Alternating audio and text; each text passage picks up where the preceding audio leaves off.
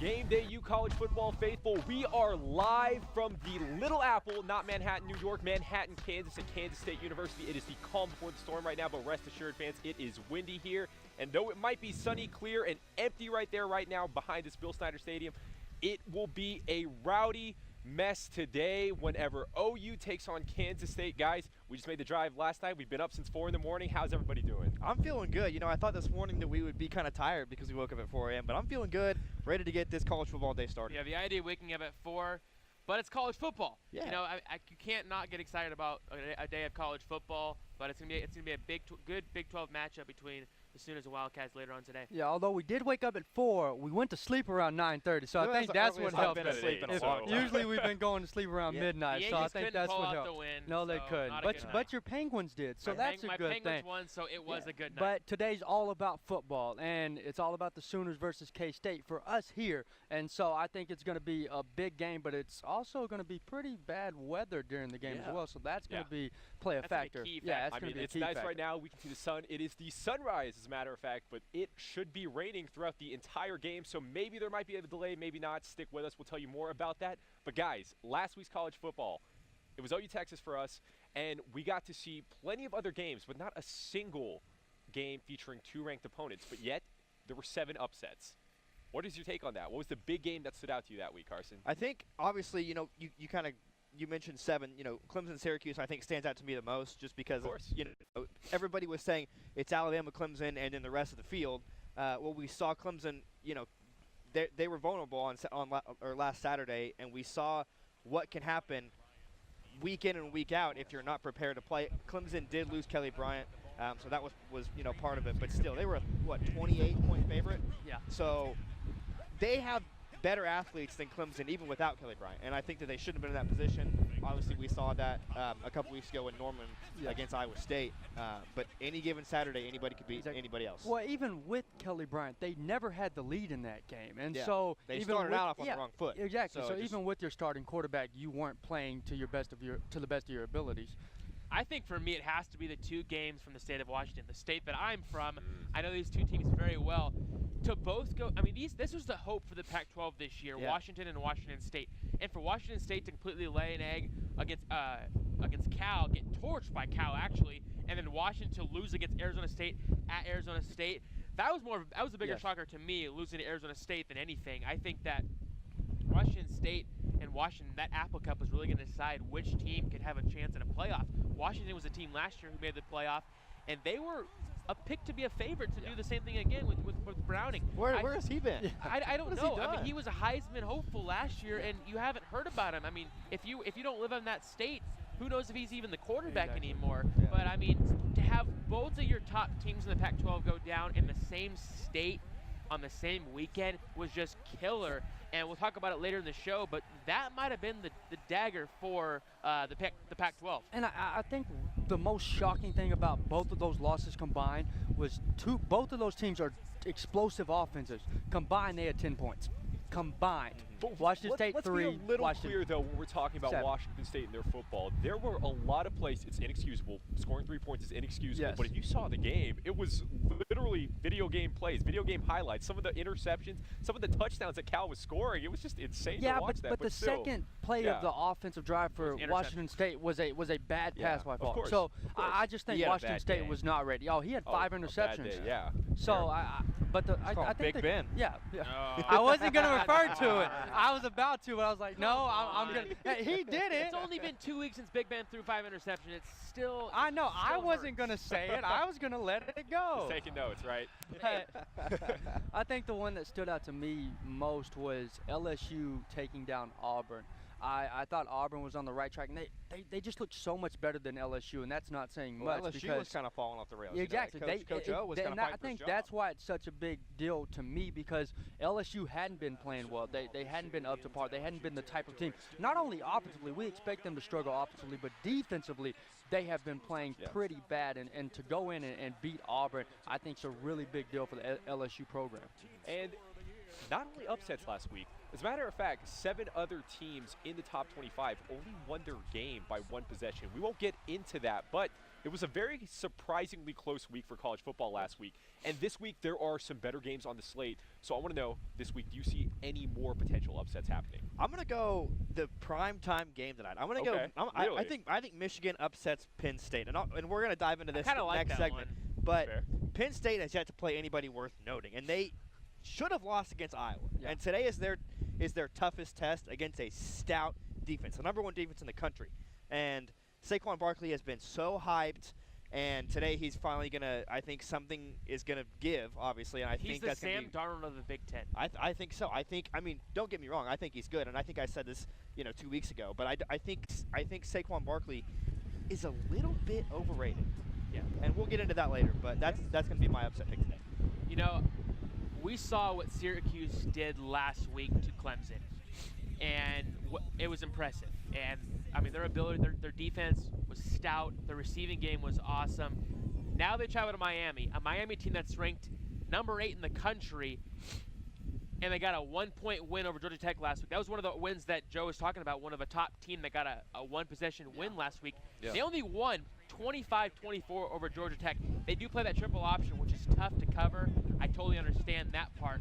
But I'm confident. I think Steve Ishmael, second in the country in receptions, third in yards, a guy who's been playing very well for Syracuse right now. And Irvin Phillips, his counterpart, fifth in receptions per game with 8.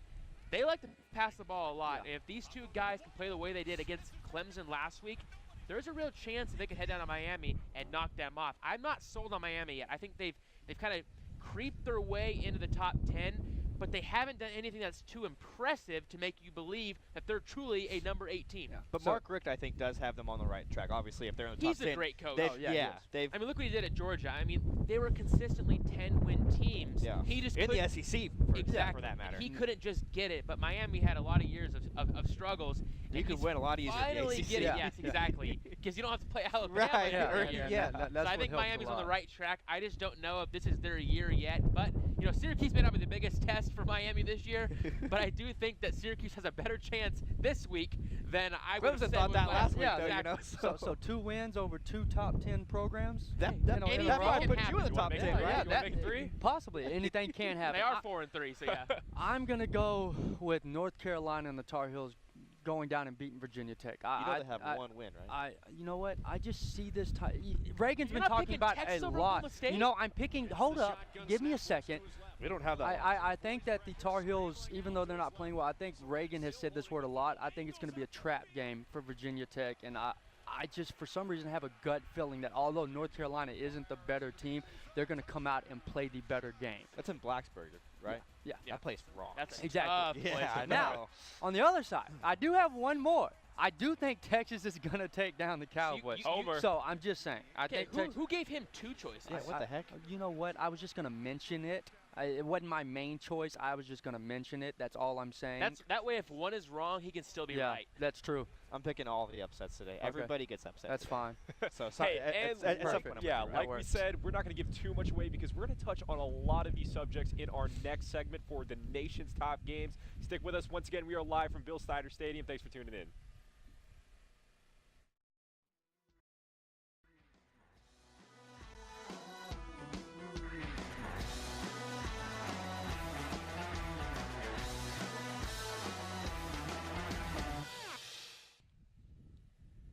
Welcome back to Game Day U. Once again, we are live from Manhattan, Kansas. Carson, you were talking about this last segment about your upset pick, Michigan going into Happy Valley and taking down Penn State, because you kind of think Saquon Barkley is overrated. Could you touch up on that? I mean, yeah, I don't want to say that, I don't want to say that he's overrated, but I think he's overhyped. Let me put it that way. Okay. And he's been praised by everyone so far this season. And he has just 2 100 rushing yard games on the season. Against who? Against poor competition, might I add. And his last 2 years against Michigan, 15 carries for 59 yards, and then as a freshman, only 68 yards. So he historically has been bad against Michigan's defense, which most people usually are. But if he is the Heisman contender or the Heisman front runner that everyone says he is, I want to see him, be that kind of guy today. And I think Michigan's defense is going to focus all their energy on him. They're going to try to load the box and try to stop him.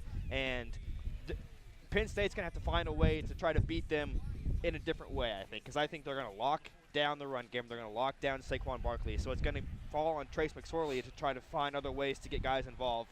And I just don't see that happening. I think Trace McSorley is a good quarterback, but I don't think he has the ability to beat Michigan's defense kind of on his own. Look, this game, the storyline is not Saquon Barkley. It's not a matter of offense. We know Michigan does not have a quarterback. They haven't had a quarterback in a long time. They don't score a lot of points. Last year, they beat Penn State and Ann Arbor 49-10. Penn State's been 15-1 since. Again, not the storyline. The storyline is the defense. Penn State is giving up 9 points per game, best in the country. Michigan's defense is giving up 223 yards of total offense. That's first in the country. You're looking at two of the best defenses, probably the two best defenses in all of the country going at it today. I think that's the key. I think it's going to be one of those games. It's a low-scoring game. I'll tell you what, playing in Happy Valley in a whiteout, it's going to be tough for Michigan to come in there if John O'Corn's a starter to try to put up points against this Penn State defense. We know Michigan struggles to score the ball on offense. It's going to come down to what can the defense do for them. If they can keep Penn State to a low score, I think Michigan has a chance.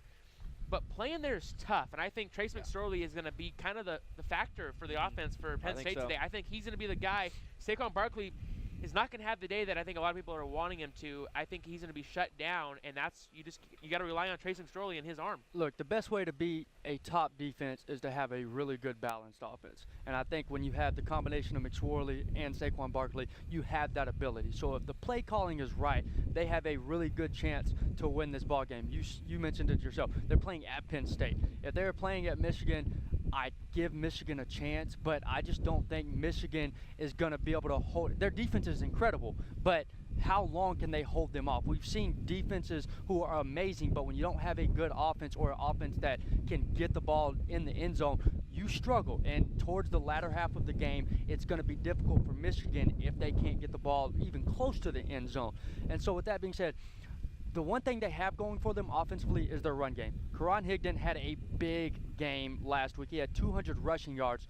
They have to give him the ball. They have to keep the ball on the ground. If they want to have any chance, keep the ball out of Penn State's hands offensively. If you can do that and keep the ball on the ground and keep the ball moving forward, you have a chance. But it's going to be difficult for Michigan to get anything going. Like you said, they have these are two top defenses in the country. Right. So with Michigan struggled against Michigan State offensively and defensively, and Penn State's a lot better than both. And Michigan's coming off a tough game last week against Indiana, where they gave up 200 rushing yards and 3 touchdowns. Had to use And OT. now they're facing Saquon Barkley, and so that'll be interesting to see if that repeats this week and some of those issues kind of seep over into this week. But if they can shut down, I think, Saquon Barkley, Michigan does have a chance, but they've shown some weaknesses on their defense. And Saquon's got to be himself. He can't because like you mentioned, like 2 weeks ago, when he had negative rushing yards at some point. And he can't have he hasn't, like you mentioned, he hasn't had a 100-yard rush game against Michigan. He has to be himself. He can't try to force it, because the moment he tries to force it, that's when mistakes happen. I think the biggest place that Saquon Barkley can help this team and where he's going to succeed the most today is going to be through the screen game. It's got to be through the screen game. He's not going to be able to run the ball against that Michigan defense, I don't think, too well. They're going to focus in on that. But if he can be a factor in the passing game, that will be huge for Penn State. Well, he's proved that week in and week out that he is a force, not only in the run game, but definitely in the pass game. A few weeks ago, he had 80-yard, 85-yard passing touchdowns or receiving touchdowns. Yeah, and obviously that's where he's done most of his work, because if he only has two 100-yard rushing games this year, then he's done the most of his work through the receiving game. Yeah, exactly. That and then on kick return. And so although he hasn't done too well running the football, I still think he's the most versatile back in the country, and because he's able to get out in the open in the receiving game and take it to the house whenever he wants. And that's fair. And one thing I do want to touch on for this game for Penn State is I think the magnitude of this game is going to be a lot greater for them, because their schedule, we talked about this way early in the year. Yeah. It's a gauntlet No now. kidding. Ohio State up next. And then that Michigan is State huge. right after. These teams Both are on the no road. jokes. Like, if they lose this game, it's going to be an uphill climb the entire season, and more than it already is. So, yeah, we'll keep going from there. The next game on our slate, USC at Notre Dame. Reagan, lead us off. Well, first of all, this is the first time these two teams have played in the top 25 since '09. Kind of impressive. A team. I mean, this is a historic rivalry. But you look at USC right now, a team who just came off that loss to Washington State, the upset, for them, and then a 1-point win last week against Utah, a game they did not play. I mean, they did not deserve to win that football game. They had to come back. They had to come back. Utah was up quite a bit in that game, and they came back in late in the game to win that by 1 point.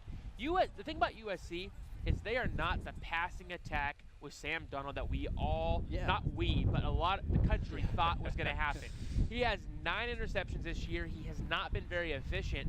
The story actually has been USC's defense. I mean, USC has not put up a lot of points on offense, but their ability to stop teams on defense has been the most impressive part, only giving up 40% touchdowns in the red zone. That's a key part. Had a great game against Utah last week, and Washington State, for that matter, 2 teams that can score a lot of points. This game is going to come down to USC's defense. I think Notre Dame, who would have thought they'd be even in the hunt this year? Yeah, I mean, at 5-1. Brian Kelly fighting for his job this year. He is. Last year we were wondering when he was going to get fired, and this year we're like, wow, they actually have a chance. Wimbush is playing phenomenal right now. He's a key factor for this offense.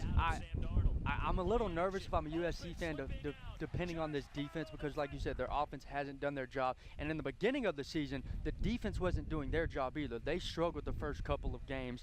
So USC's got to find something, because Sam Darnold, we all believe that he was somewhat overrated. Now, after watching him play, I think he's completely overrated, because he just has not been a Heisman contender, but somehow still people believe he's going to be a top first-round draft pick. I don't see it. I think people need to get their eyes checked. But on Notre Dame's side, Wimbush has played exceptionally well. I don't think he played last week, if I'm not mistaken, but this Notre Dame offense nonetheless has been clicking on all cylinders. They have been able to run the ball, throw the ball, whatever they want to do to defenses has been what they've been doing. And so, but at the same time, although this game looks good on paper, like this is one of the games that you highlight going into whatever season, because these are 2 top programs of all time. I don't think it's going to be as big of a game. I don't think we're going to see as many fireworks as we would if they were the type of programs we know them for in the past. Right. To me, I think all signs point to Notre Dame winning this game. They're number 5 in the country in rushing offense. USC only number 61 in rushing defense, giving up just under 150 a game. And like you mentioned, I can't trust Sam Darnold. 9 interceptions so far this season. Notre Baker Dame has 1. Yeah, he got it last week. Yeah, finally. But I think Notre Dame is tied for 11th in turnovers gained. So their defense has been phenomenal in getting turnovers. And against Sam Darnold, that's trouble for him, because I'll tell you what, Sam Darnold losing Juju Smith-Schuster to the Steelers. Had to bring it up. You had to. So we take a negative. He has to bring up a positive. Yeah, you're good. I think that was just key for him. I mean, losing his top guy in the receiving game. He was the guy he went to at the end of last season, and what made him even a Heisman in the Heisman talk. Losing him, a guy who was that good, I think has really hurt Sam Darnold, and I think that he hasn't been able to find a guy that he can really rely on. And it's just shown. I mean, they're not putting up a lot of points. He's not having big. I mean, he has the yards. He has a lot of stats you'd expect. Yeah. Yes, they beat Texas. So did barely. OU, yeah. So did OU. But I think that he's just not living up to exactly. I mean, it's only halfway through the season. Look at last year. They didn't play well till the end of the season. Yeah. And and that's why they were in the position at the beginning of this year that they were in. Well, that's what separates good quarterbacks from great quarterbacks. Sam Darnold lost his guy. Jake Browning also lost his guy. Baker Mayfield lost his guy. Yeah, but the difference is those 2 haven't played well. Baker Mayfield has. That's what I'm saying. Yeah. Baker Mayfield is the all-around complete quarterback. It doesn't matter who you put on side of him. He's going to hit his target because he's that type of player. If they put you there, I wouldn't be very confident. You know what? I've seen you try to. I'd be more confident than y'all. Okay. Anyways. Nonetheless, I don't think, you can't depend on Sam Darnold. I would like to say the game on his shoulder. USC has only entered the 4th quarter with the lead 2 out of their 7 games. And that's concerning to me, because I think in large part because of Sam Darnold's ball security problems. And you play in the Pac-12. It's kind of a weak conference. Yeah, no one's awake by the time they're playing anyways. Really surprising that they're still up there, but let's move on to Texas, because you brought this up. USC played them close, almost lost. But for that matter, you said that you think that Texas is going to beat Oklahoma State. Granted, it is in Austin. It is an 11 o'clock kickoff. Yes. But why? You know what? Just Just you're a homer, right?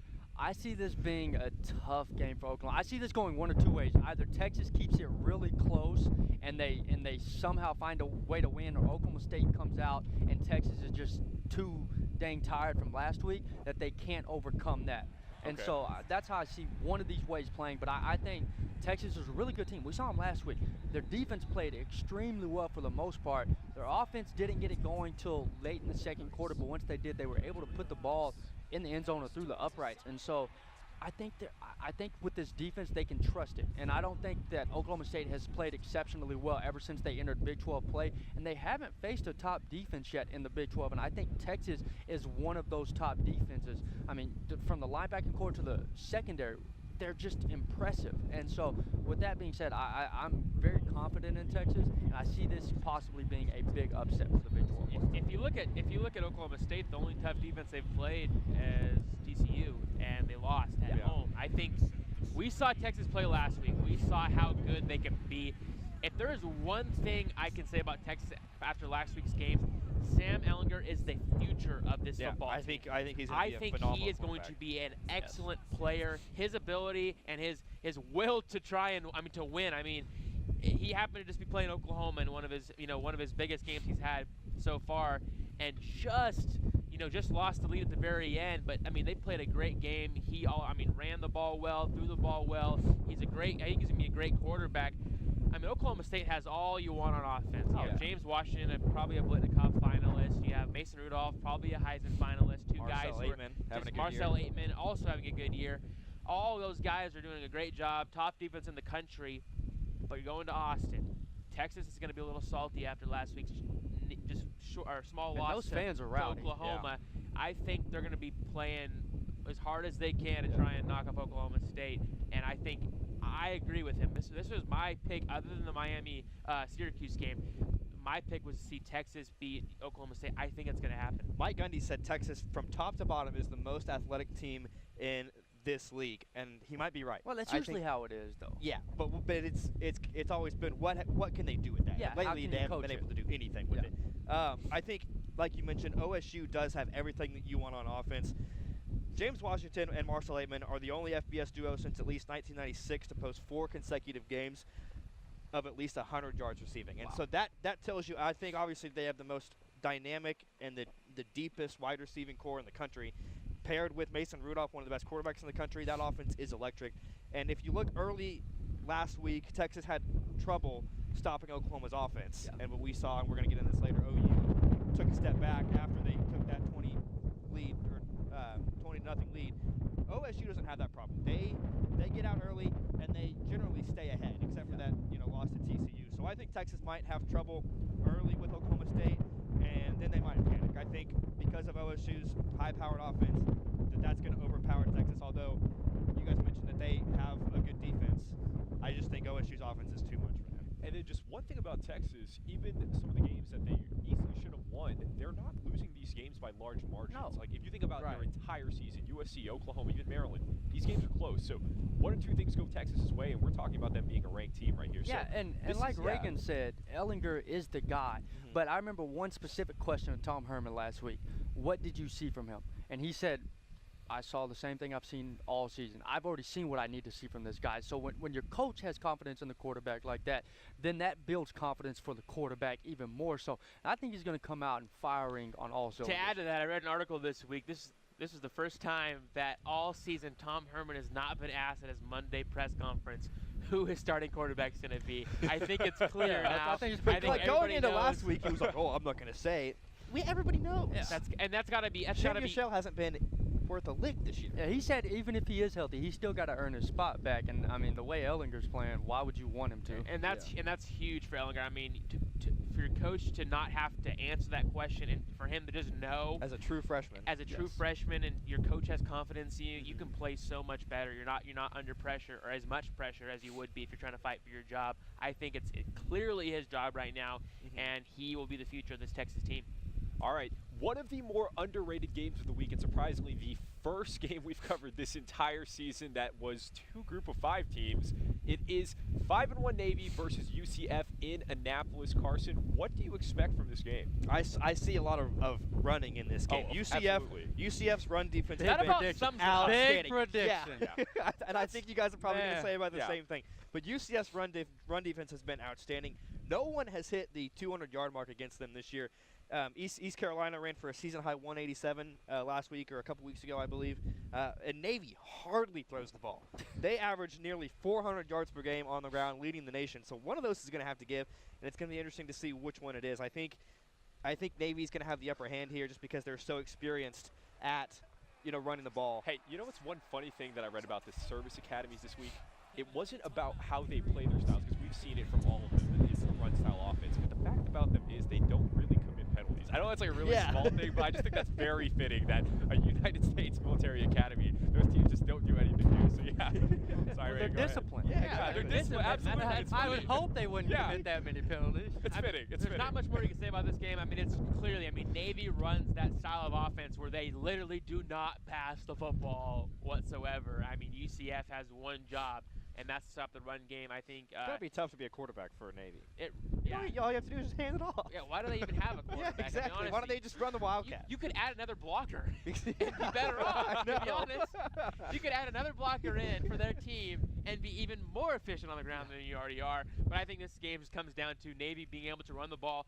But UCF, let's talk about them. I mean, they're on the rise. I mean, a team that's, who would have thought UCF would be a top 20 team right now? And they are. A lot of those Florida schools right now are playing good football, but this will be a tough test for them at Navy. Well, although 3 of UCF's games have been canceled, the games that haven't been, they've scored no less than 35 points all season. Now, I know we talked about them running the football, but one guy in the wide receiver game, Traycon Smith, has had a big year, 20 catches and 7 TDs. So that's a pretty big deal for a team like this. Talk about Navy, they love to run the football. Well, one guy who loves to run it is their quarterback. Zach Adams, he ran 37 times. He threw the ball 7.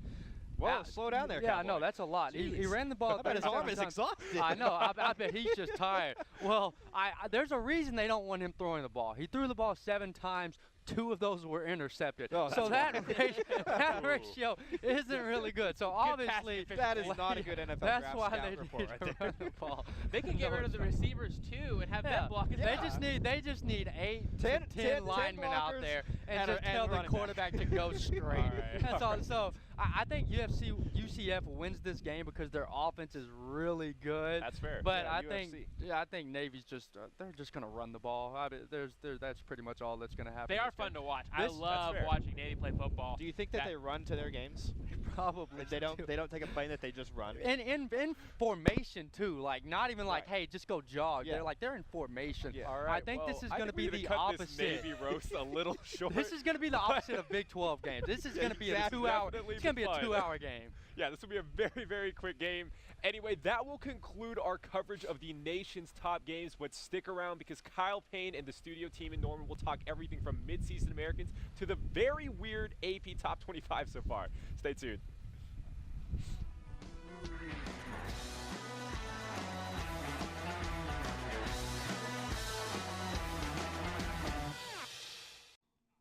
Hi, welcome to the studio team. I'm here with my fellow analysts Kyle Payne and Josh Calloway. We're here to talk about college football and discuss the important topics of the day. So now, let's dive right into it, guys. We're kind of expecting a year of the quarterback going into the season. We saw Sam Darnold, Baker Mayfield's guys who were front-running the Heisman candidacy, but the running backs have taken over. What are your guys' thoughts? I think so far this season it's definitely been the running back show. Besides Baker Mayfield, I think the quarterbacks who we sort of anticipated to be up at the Heisman front right now, including Mason Rudolph and Josh Rosen maybe at the beginning of the year and Sam Darnold, most of them aside from Baker Mayfield have kind of lost some momentum, and we see Saquon Barkley, Bryce Love, maybe even Jonathan Taylor from Wisconsin definitely rising their Heisman stock every week with huge numbers. Yeah, I mean, like you mentioned, Bryce Love, Saquon Barkley, Jonathan Taylor, Rashad Penny. I mean, other than Baker Mayfield, can you name a legitimate Heisman contender that's not a running back? I mean, the only person I could maybe say was Mason Rudolph, but they don't have any good wins. Yeah, he's kind of fallen off at to the me, quarterback position. Baker Mayfield is still the Heisman. He has the signature win at Ohio State. He's a quarterback, which always is going to just help you. Quarterbacks win more often than the other position.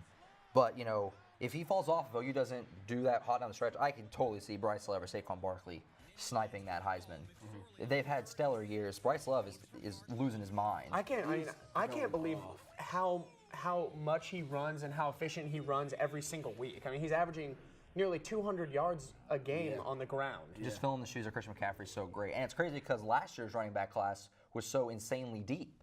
You know, you had Christian McCaffrey, Fournette, Wayne Gallman, Joe Mixon-Pirine. It was a ton of dudes who went out in the draft, and it seems like every team just restocked their running back load extremely well. Yeah, I think people are sort of thinking maybe Saquon Barkley's been a little overhyped, Carson Williams, but 650 yards on the ground, 400 yards catching. He has a return touchdown. He's all over the field. So I don't know how he isn't I don't know aside from Baker Mayfield how he isn't the front runner. I think they're 1 and 2 right now. I love Saquon Barkley. He's the best playmaker in college football, and I love Bryce Love. I love Jonathan Taylor. I love all the running backs. And To win a Heisman, I think there's a few things that you have to do. You have to be on a good team. You have to have a signature win, and you have to have huge numbers. And all of these guys are putting those up. And with a lot of the schedules backloaded with the important games, we're going to see Bryce Love, Saquon Barkley, and Jonathan Taylor all have tough battles. And well, maybe not Wisconsin. They have a pretty easy schedule. Well, that's what I was going to say. You mentioned the signature wins. That's why I like Jonathan Taylor a lot as like a sneaky guy because Wisconsin's schedule is so smooth that they could really coast. If they has a big game, the Big Ten championship game, they're a sneaky Final Four team. Jonathan Taylor is they're sneaky. 5th in the country right now. Yeah, they're a sneaky team. People kind of forgetting about them. I don't think most casual fans would know that they're that high ranked. And Jonathan Taylor's having this big of a season, but he's a sneaky one. He's a sleeper pick for the Heisman. Okay, so of the three you guys just named, Jonathan Taylor, Saquon Barkley, and Bryce Love, who do you think? Right now, if Who's I'm the not best? picking Baker, it's got to be Saquon. Yeah, I don't know. Like to win the Heisman, who I want on my team. I'm thinking to win the Heisman. Who'd you guys pick as running back? You said Saquon. Like to this point or projecting? Projecting. Saquon Barkley. Saquon Barkley. Because he's got the big games coming. I think right now, Bryce Love's had a better season than Saquon Barkley just because of the schedule. Yeah. But Stanford already has 2 losses. If they lose another game, and if they lose 2 more games, you can't win a Heisman with 4 losses. Tonight and next week is Saquon Barkley's time. Michigan tonight, Ohio State next week. He puts up big games in those 2. He's really gonna create some distance there between him and the next closest guy. Yeah, Baker's going to have to keep having big games, and OU's going to have to keep winning if he wants to keep his name. The up win-loss matters a lot more for quarterbacks than running backs because they can't really control the game anymore. I agree. Okay, so those running backs that we see on the Heisman candidacy have also carried to the midseason All-American team. Yeah, they look good. Big 12 has owned the midseason All-American offense. Yeah, especially the offense on first and second team. Mason Rudolph and Baker Mayfield Mason at 2. Baker's the first team quarterback. Yeah, Oklahoma has both of the. Yeah, it's kind of cool. I like it. Who else on the offense is leading out the Big 12? Orlando Brown, Mark Andrews are both on the first team. I think Mark Andrews has been the sooner that James Washington. I've been the most surprised by this season. I knew that he would be one of Baker's favorite targets this year. I didn't think there was any doubt about that. But 500 yards, 3 touchdowns. He has a drop at the 5-yard line that probably would have been another touchdown. So we've seen Mark Andrews really elevate his game. They have him listed as a tight end, but in OU's offense, he sort of just does it all for him. Yeah, he's a hybrid kind of player, and I'm really excited to see where he goes because I think Mark Andrews is, he's a very big guy, so he can do a lot with what he has, and I think he's someone who can just take over a game. What do you think, Josh? Absolutely. I mean, Mark Andrews is a stud. I mean, he's a stud. That perfect matchup of too big for corners to really handle him. He's too fast for linebackers. He's the man, and he could have been a first-team guy. He's a second-team. Oh, yes. Then a guy who I thought was second-team that very easily could have been first-team is Ed Oliver from Houston. That guy is a man. I mean, he's an absolute machine, and he was second-team. I mean, he was behind some obviously great players as well, but I really think Ed Oliver's a first-team guy. And I thought Mason Rudolph is the second-team. I think Luke Falk could have really been in the running for second-team. Mason Rudolph, his biggest game, laid an egg against TCU. Luke Falk beat USC. I don't know. I feel like Luke Falk, you could really make a strong. I'm cool with Rudolph, but I think you could make a strong argument for Luke Falk. Yeah, I think I was more surprised to see that Baker was the first quarterback, and I don't think there's really anyone that you could argue in his spot. No, yeah, easily. Yeah, I mean, where's Sam Darnold? 9 picks. Yeah. He's not even close to being on this list. Yeah, Josh Rosen. Those guys just haven't. JT Barrett, obviously, just because of the OU game alone, JT Barrett wouldn't be in the running. But he has looked really good the last few weeks, JT Barrett has. Those guys definitely have kind of fallen off. And another school that's kind of fallen off, Nebraska. I feel like we always see Nebraska in the midseason, a player from Nebraska in the midseason All-American team, but we haven't this year. And they make the decision to get a new AD and. Excuse me, who is it? It was Bill Moose. Bill right? Moose, yeah.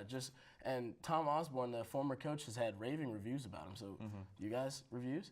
I think Nebraska needed to make a move to become the Nebraska that, as kids, we were used to watch. I mean, Nebraska, when they jumped to the Big Ten, it wasn't a big shocker that they weren't as good. The Big Ten was becoming much stronger as a conference, and Nebraska was not. Adding this new AD just, I think, adds a lot of questions about Mike Riley and his job security, because when you bring in a new AD, they have to make some changes early on, or what's the point of bringing in a new AD? Yeah. So you wonder what he's going to do. Washington State has become a pretty good program. I mean, Luke Falk's there, but Moose coming in, I think he's going to have to change some things up at Nebraska. Yes, they need the right coach to turn them around, and there's some guys out there that could turn them around. Chip Kelly is a name that I kind of like. Since they went to the Big Ten, they've lost at least 4 games every year. That was the best season they had, was 4 losses. That's insane to me. Yeah. They have not been in a major bowl game since technically the 07 Cotton, but that wasn't even a BCS bowl game. So really the 2002 Rose Bowl was the last time they played in a major bowl, which seems insane.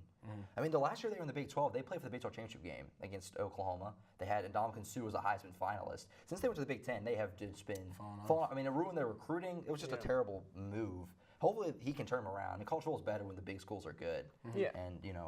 And I want Nebraska to be good. It's just more fun. Yeah, we can talk about like them being good in the past and all that stuff, but until they're good now, people are just going to continue to not talk about Nebraska. And I'm sure that being a Cornhusker fan, a part of that football team program, I mean, they're not happy about that. So this move has got to be a way to put them back into the spotlight. The generation of recruits coming in right now don't know Nebraska as a big-time team. As a powerhouse. I mean, they're younger than we are. Yeah, exactly. I barely know them as a big-time team. And they're younger. So yeah, I haven't, honestly, from what I've seen, since when I started watching college football, I haven't seen them as the Nebraska that they were known to be, the Nebraska that always came to Oklahoma, the Nebraska that always gave us a good game, the rivalry between us that we've always had. And I don't know, it's just kind of disappointing. So I'm glad that they made a new move at AD, and I'm hoping that they got a great fan base there. They're great. Nebraska's a really cool place, and they should be better. They're supposed to be good at football. Yeah, it's a bummer. Yeah. It is a bummer. Yeah. And with like losing teams this year, honestly, competition has been a lot closer in college football this year, and I think you guys have noticed. Big teams are falling down, losing games early, and falling down in the rankings. Does this mean competition's better, or is it just teams are worse? What's going on? Yeah, I mean, college football's always had a ton of parity, and it's going to get even crazier. Every single team, every single one in the top 10 has the potential to play another team in the top 10. You have Alabama, Georgia, OU, TCU, OU, OSU, Miami, Clemson, Penn State, Ohio State. Like, they're all going to play each other. So the top 10 is going to just get carnage. Yeah. So, I mean, it's going to be crazy. Those teams that are down, like, in the 20 range, they're going to be going up. This is going to be a crazy I like to get on ESPN and look at the rankings every week and watch how many teams moved. And this week, every single team except for Alabama moved in some way. Yeah. Teams coming off the non-ranked, teams moving down. Clemson losing, Washington State losing, and Auburn. I mean, that just fluctuates it so much. It seems like every single conference took like the Big 12's model of like back-loading the schedule. Like every conference did it. So like the last like October, November is just insanity. Are you guys excited? I mean, aren't you excited to be as a college football fan? Yeah, this is a crazy year. I listen to all those big games I just mentioned. Yeah, I definitely assumed Alabama would be there, but right now we're seeing a potential playoff of Georgia being in it, Penn State being in it, OU has a chance, and then teams like Notre Dame, who have a big test tonight against USC, they have a big test against Stanford later in the season, but being able to win games and just stay in the middle of the rankings and just not take any huge losses and drop huge, I mean, that's how you stay in it. And there are a ton of teams right now in the top, not even, like even further down than the top 5, top 10, top 15 that all have a chance to make the playoffs, and they pretty much control their own destiny. And that's what happens when teams keep losing, is that all you have to do is keep winning, and you still have a chance. Yeah. No, whenever OU lost to Iowa State, a lot of people kind of wrote them off as like, you're crazy to do that. We still got a lot more seasons to go. Even now, there's so I said much it, but left. just right after that game. Just frustration. Yeah. No, there's so much left. Teams that are, like I said, down, even unranked still, if they only have one loss, you could make it. It's insane. Make the case, definitely. Okay, well, but when we get back, we'll talk about bringing in the Loca campus, the team on this school, OU. Stay with us.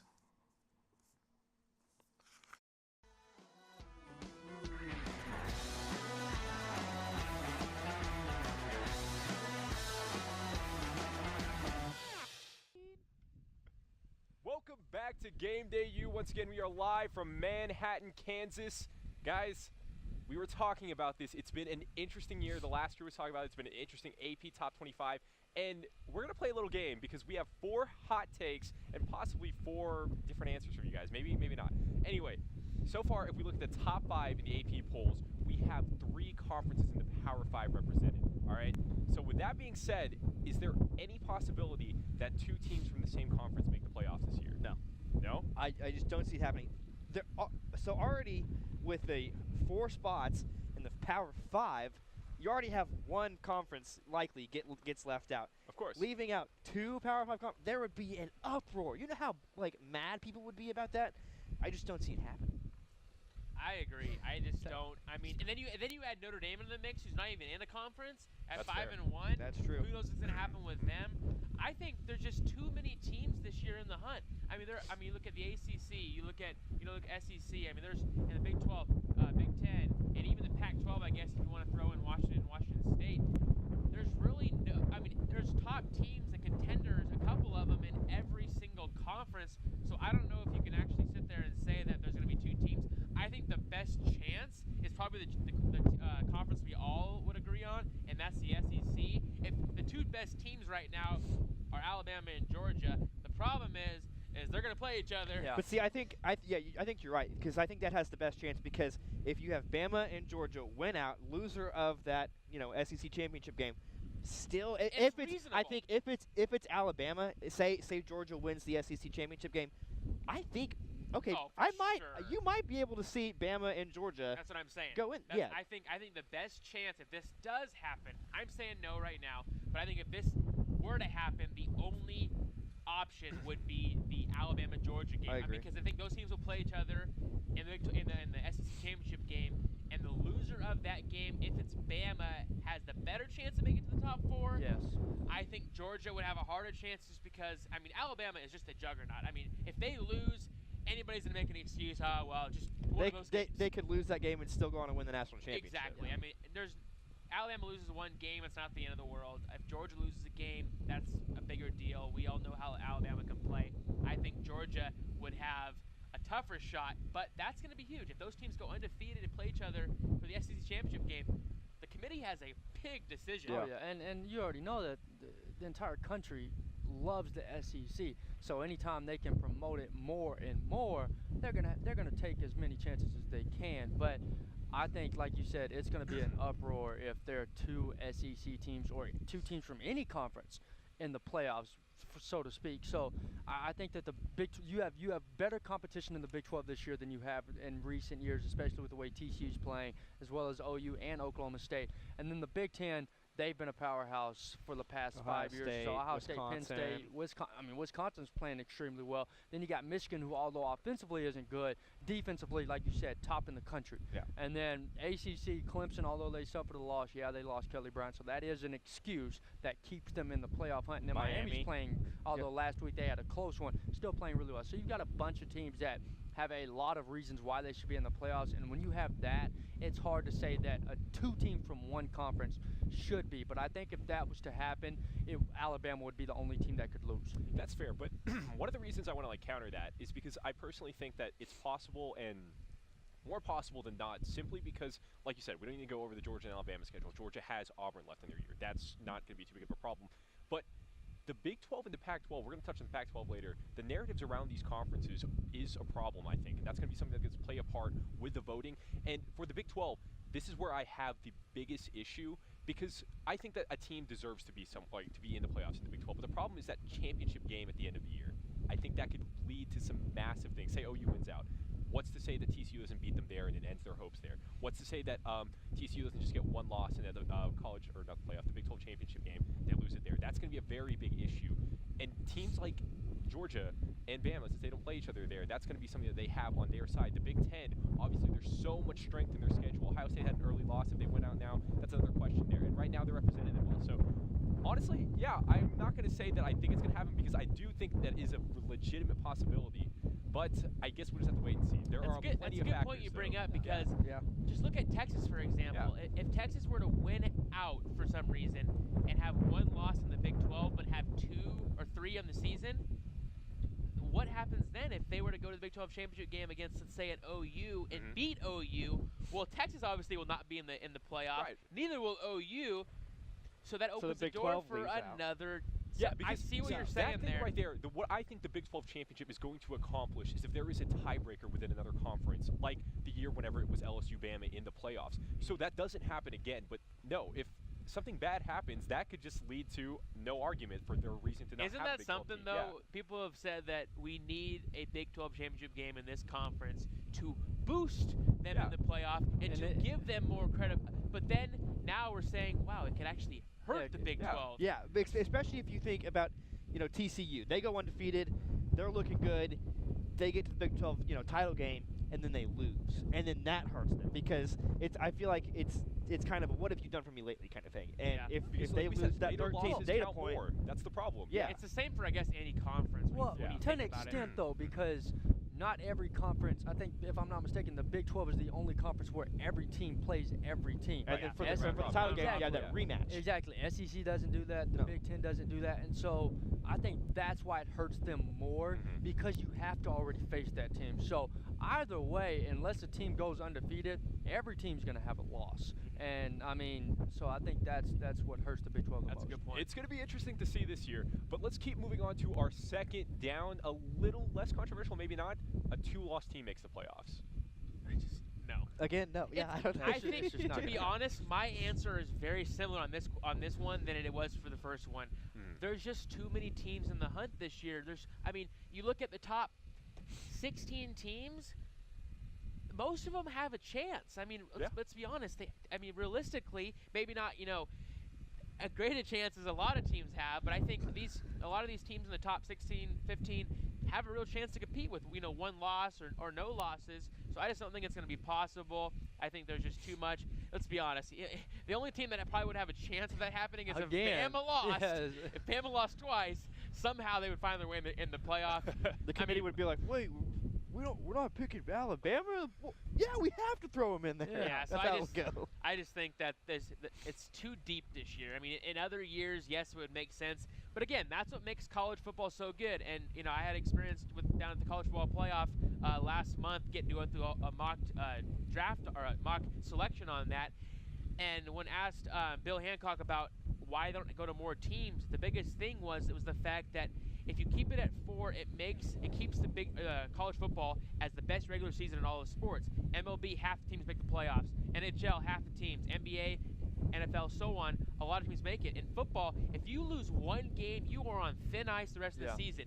If you expand that and you add 2 losses, then you're on thin ice, then it just kind of kills the season. And so I think that this kind of ties into this question right here. I think 2 losses right now with the way college football is set up just doesn't work. Well, I think the perfect example was last year when the University of Oklahoma had 2 losses and they were in playoff contention still. They were playing extremely well, especially to finish out the season. Just what they did to time, they obliterated. They just ran the table in the Big 12. Exactly. Ever since their loss to Ohio State, they literally just took over the Big 12.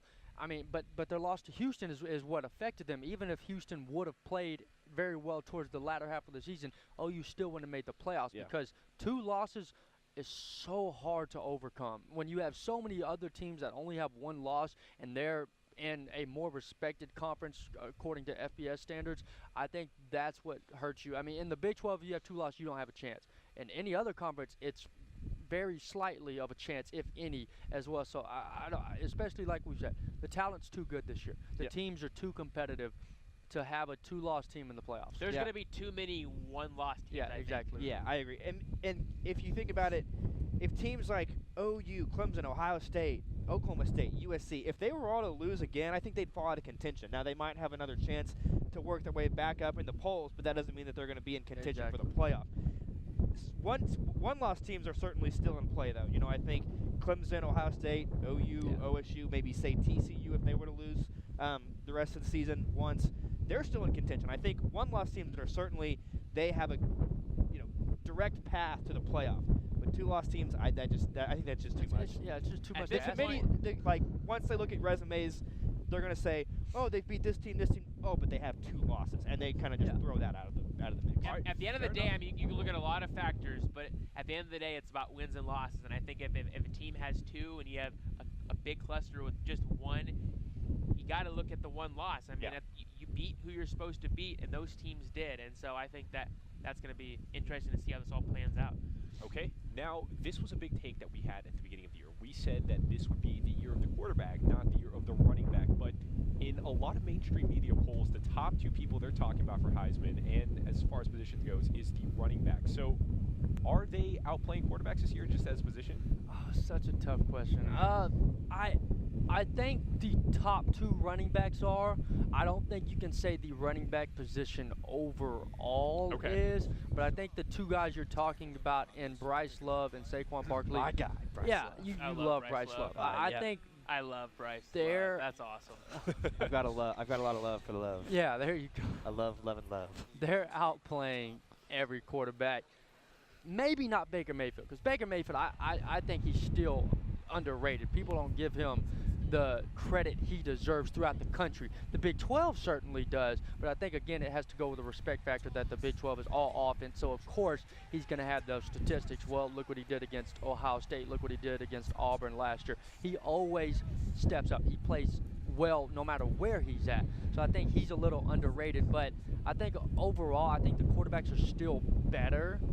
But I think the top two running backs are better than pretty much every other quarterback, with an exception of Baker. Yeah, I think it's more even than it's been, to be honest. I think, in recent years, a lot of quarterbacks. I mean, you had Lamar Jackson last year. You had Deshaun Watson, Baker Mayfield last year as well. This year, you kind of have Baker Mayfield and Mason Rudolph. Mason Rudolph's putting up over, their offense is putting up over 600 yards a game. And video game numbers. That's impressive. I mean, seriously, video game numbers.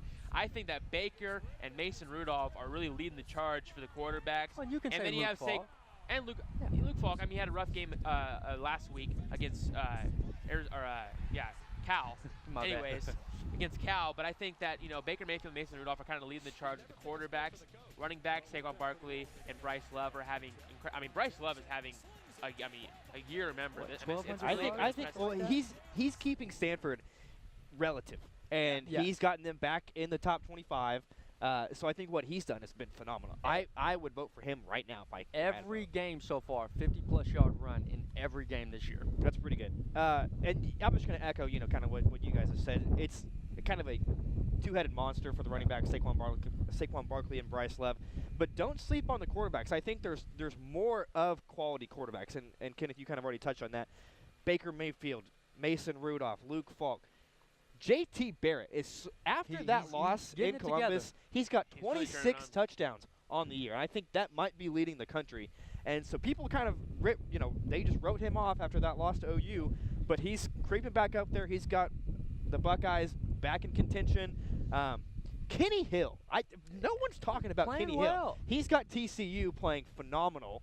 And everybody knows about their defense. They're one of the top defenses in the country. But that offense with Kenny Hill has been outstanding. And he's like the spearhead of it all. And that was the question going into the season. Everybody was like, okay, how is Kenny Hill going to play? Well, last year it wasn't just Kenny Hill the one strike. It was his wide receivers. Yeah. They couldn't catch the ball. Well, now he's making better decisions, and his wide receivers are catching the ball. So they're playing really well to standard-wise, to TCU standards. And so there's a lot of quarterbacks that are – but don't forget Alabama's three-headed monster in the backfield, because their running backs, the Monstars. Bo Scarborough is the third best running back on that team how now. do we not bring up Jalen Hurts is playing like an Alabama quarterback. He's very disciplined, not making mistakes, but they've got three running backs. Usually you only have to deal with one or two. They've got three that literally you put anybody in front of them, you're not just bringing them down behind the line of scrimmage. So exactly. Hey, fair enough. Okay, so last question, fourth down, just you need a yes or no answer. Is the Pac-12 the worst of the Power 5? I'm going to disagree with that. Looking at the rankings, you can make a case for the ACC. You have Clemson, Miami, Virginia Tech, and NC State all ranked. The ACC would be, because like I mentioned it earlier, Bama and Clemson, and then everybody else. But in the Pac-12, you've got USC, Washington State, Stanford all ranked. That's more than the ACC, but I still believe if Kelly Bryant's healthy, it's Clemson and then everybody else in the the ACC, excuse me. So I would say the ACC might be the most. You're sticking to it. Yeah. Okay. I'm saying yes. I've been saying this for years. Yeah, we know. I've lived in that region. He does not like the Pac-12. When they they're good against each other, but when they have to face other teams. We saw with Washington last year. I mean, Alabama's no easy task, but they kind of got torched. And I mean, Oregon got their chance a couple of times and got beat. I mean, I just think that top to bottom, I mean, the Pac-12 is the weakest all around. I think the Pac-12, Washington and Washington State were kind of the two front runners, but for them to go and lose kind of really hurt the Pac-12 this year, because now they both have 1 losses halfway through the season.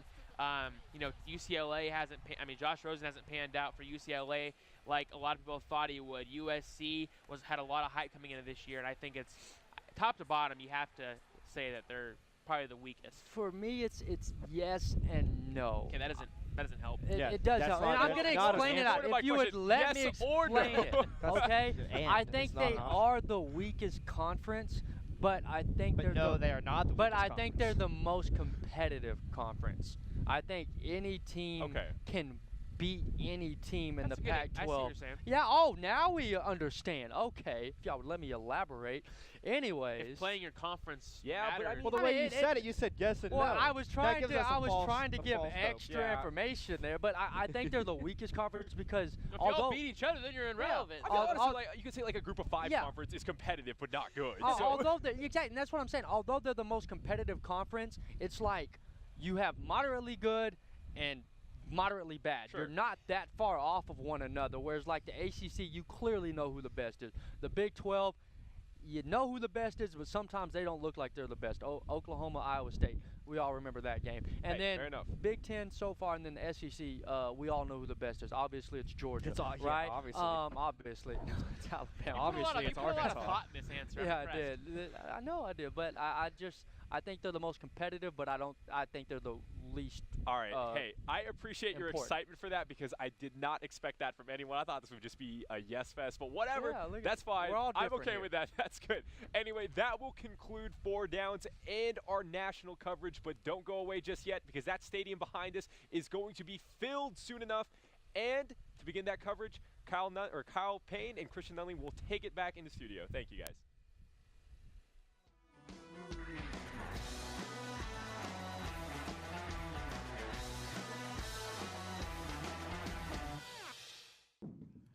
Hello, welcome back to the studio. We're here in Norman, and last weekend was the best weekend of the year, and I think the OU Texas game lived up to the hype. Guys, last weekend, you know, OU Texas, I think it was one of those OU Texas type games where, you know, it's we fight nail and tooth to win the game, and I think we nail and tooth. Yeah, tooth and nail. Excuse me. We fight to win the game, and we won. Yeah, it's a really good game. I mean, we were killing them. Yeah. Until 2 minutes left to go at half. I left the stadium to go out and get a corn dog, and I checked my phone, and they scored 10 points in 2 minutes. And after that, the whole game just seemed a little bit different. Texas had a ton of momentum, especially right at the beginning of the second half. But OU escaping with that win was huge. They got to get over this funk of getting off to blazing starts and then just like, well, I don't know if they just get too comfortable or what the deal is, but the last 3 games, Baylor 14-0, Iowa State 14-0, Texas 20-0. And obviously we know how all those games went. 2 of them were really close, 1 was an L. So they need to work on that. I think it's a really good win. I think Texas is a pretty good team. Yeah, anytime you beat Texas, it's a good win. Any year. And I think Texas is pretty good, honestly. The Maryland game was weird, but they had USC dead to rights. They beat Iowa State, but I think Iowa State's a pretty good team. I think Texas is a pretty good team. Ellinger looked like the quarterback Texas has been looking for since Colt McCoy left, too, or at least the start of somebody who could do that. He was able to make plays on his feet and through the air. The offense, especially in the second half, looked to be cooking a little bit. So Texas is probably going to be a pretty good team for the next couple of years with Ellinger at QB. I think the win actually helps Baker's Heisman resume a lot because he had a pretty good game, and the big thing that everybody always looks like he had a Heisman moment because he had the game when he touched down past Mark Andrews. And that helps his Heisman resume, which you need moments like that in big games to win the Heisman. Yeah, I never really thought that we were going to lose that game even when they took the lead late in the ball game. I was just surprised that our offense goes from playing so well to being so flat in just a matter of us going into the locker room for halftime. I know Texas came out and made some adjustments, but OU should have been able to replicate the first half. It didn't look like Texas was giving them any trouble at all. Texas has a really good defense, and early like you said, the first few drives were just easy flowing. A couple of key spots where they had to settle for field goals, where they really could have kind of done for the kill shot right there. I mean, you go up 21, 28, nothing. You're probably going to just coast the rest of the way. Yeah. 7 field goals gave Texas some life. They had that really long touchdown drive. And talking about the field goals and the whole special teams in general, though, Austin Seibert had his best game of the year for sure. Yeah, Seibert played well. He's turning around. Yeah, it's fun to watch him be the kicker and the punter because it's sort of different than what other teams do, but he has the ability to make or break our special teams, and he put Texas in bad field position quite a few times. He had that punt. Took the backspin and landed inside the 5. That was huge for the defense. That was big. And Seibert, I think now we sort of expect him to start playing better, making tougher field goals. I don't think we all have to be so worried about. Yeah, I think hopefully not. I don't think we need to rely on him anymore. And I don't know. I think towards the game where we saw the change happen, I think we saw it in momentum. I think we can chuck it up to momentum. You know, we go up 17-0, we get a little happy, a little confident, expecting a blowout win, and then they come back. They make their halftime adjustments, and they show up they show up. And on defense, Deshaun Elliott, I think he's second team in the first team, on an All-American team or mid-season All-American. So I think their defense really stepped up in the second half, and and it made it really hard for us to move the ball. We couldn't get much going on the running game. Passing game was a little iffy. It was just yards were getting few and far between. So why do you think we're struggling to win, or OU struggling to win games in the Big 12? Man, it's pretty simple to me. It's the secondary is the weakest point of the team, and the Big 12 teams like to air it out. I mean, Baylor killed us, and I think that's going to really be an issue going forward. Oak State, TCU, the teams that just like to really stretch the field, Texas Tech. But I mean, the teams that they played well against defensively, Ohio State, Texas, they played pretty well on defense the last week. It's teams that like to ground and pound and don't really air it out as much, and so that's going to be a big issue going forward. Is that going to help today? Kansas State, I think they'll be okay. I think they'll play okay against Kansas State. They don't, they're a little more like Texas's style of offense. I think Jesse Ertz is going to be, if he starts, is going to be an issue running the ball. But the defense is getting better, I guess. But the secondary is the issue, and the Big 12 teams love to pass the ball, so it's a recipe for disaster. Yeah, I think going forward, our secondary is going to be the biggest question mark for sure. It has been all season, but today, when OU takes on Kansas State and Alex Barnes, I'm kind of anxious to see how the defense steps up early because OU is used to playing. They're used to stopping the run. They're playing good defense against teams that run. But Alex Barnes, who's been a little underwhelming, him and Jesse Ertz have the ability to really move the ball and keep momentum going for Kansas State, earn the tough first downs. So OU's going to have to really step it up on the defensive side of the ball today. I agree. And you talked about the rest of the Big 12 teams and how much we pass the ball and how prevalent we see passing in offenses in the Big 12. Yeah. Frankly. So, how do you guys think the rest of the Big 12 will play out for us?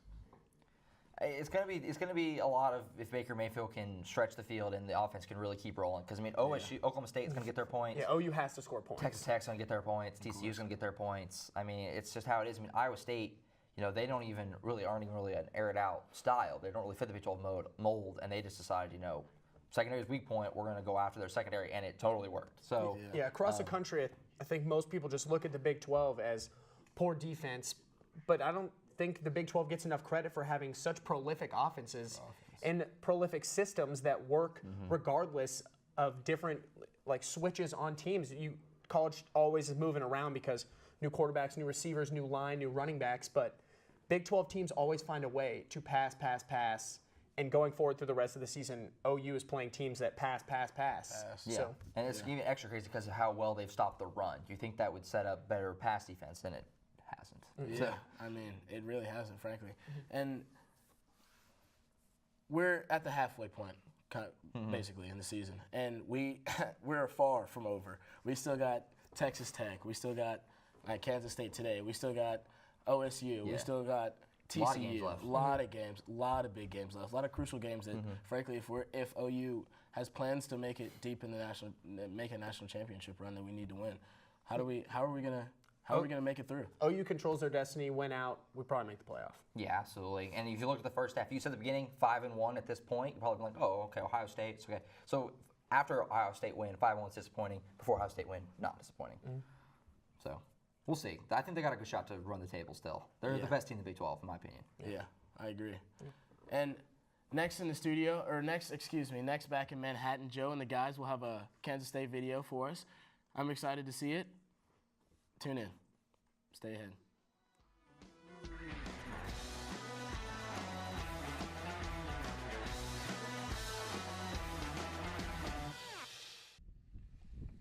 Welcome back to Game Day Youth. The sun has risen in Manhattan, Kansas. And joining us now is Grant Nicholson, the sports director for Kansas State Student Media. Grant, how are you? I got a question for you because the game that's about to be played over here, last time OU was here, they won 55-0, which was their last shutout. Do you think we'll see that again today? Hey, don't remind me, man. No, I don't think we're going to see that. Luckily for the Cats fans showing up today. But I do think it will be a little bit of a wider margin than most Wildcat fans will want in this game. I think OU comes in a much better shape than this K-State team currently. Why is that? Well, I just think with the injuries that we have, obviously the big question being whether or not Jesse Ertz will play. We're never going to know until kickoff, basically. You're not going to get anything out of the purple curtain, out from behind the purple curtain. My best guess is Jesse Ertz won't play, so then I'll have to go with an Alex Delton type character who's not as comfortable throwing the football. So it's going to be difficult for the Wildcats from that perspective. And also defensively, it hasn't been a banner couple of weeks for the Cats. So a couple things going against them. I do think K-State will play better than they have in the past couple weeks against TCU and in Texas, but not great. Me and Reagan were talking about this on the car ride up here. One of the things we saw last week when OU was playing Texas, Obo had a phenomenal game because of the way that he could just eat through Texas's offensive line. But Reagan brought up the point that this is a very experienced offensive line. That might be a problem for the Sooners, so I just want to know what your thoughts on that would be.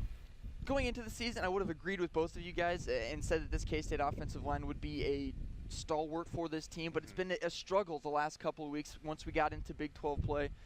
Also, because of K-State's over-reliance on the running game with the quarterback read option, Jesse Ertz, Alex Delton, those sort of guys, it's become much more difficult to keep the quarterback healthy and get the running game going. And I was actually talking about that's one of my major keys to this ball game is making sure that they get the running game going, not only those quarterback read options, but getting Alex Barnes, a guy who's struggled this season, going 100% today. You know, Grant, we talked on your show yesterday when you had us on your radio show. Thanks again for having us on, about the state of this Kansas State team right now. You have Bill Snyder, who's been here for a long time. We just saw Bob Stoops go, and now the youth of Lincoln Riley is now in here.